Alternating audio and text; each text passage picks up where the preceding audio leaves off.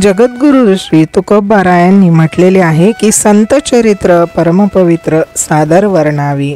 त्यामुळेच हा छोटासा पसारा। संत भगवान बाबा आपणा सर्वांना परिचित आहेतच आणि बाबांचे अत्यंत विद्वान असे व्यक्तिमत्व होते।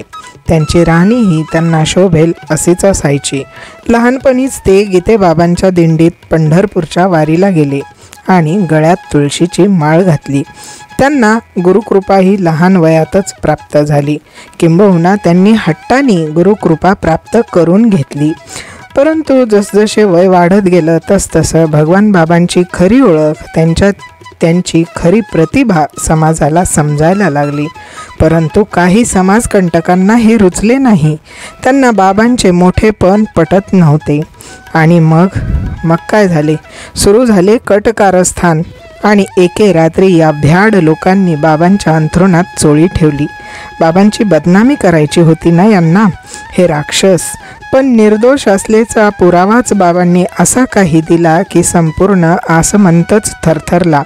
अहो, त्यांनी स्वतःचं लिंगच कापून बाजूला टाकलं आणि ज्या ठिकाणी बाबांचं रक्त सांडलं त्या ठिकाणीच तुळशी उगवल्या। तेव्हा स्वतः परमात्म्यांनीच त्यांचे रक्षण केले। ज्यांच्या रक्ताने पवित्र तुळशी उगवतात त्यांच्या पावित्र्याची साक्ष सामान्य लोकांना काय द्यावी, परंतु स्वतः भगवंत तिथे उभे राहिले। संत हे विदेही असतात, ते देहाच्या पलीकडे जगतात।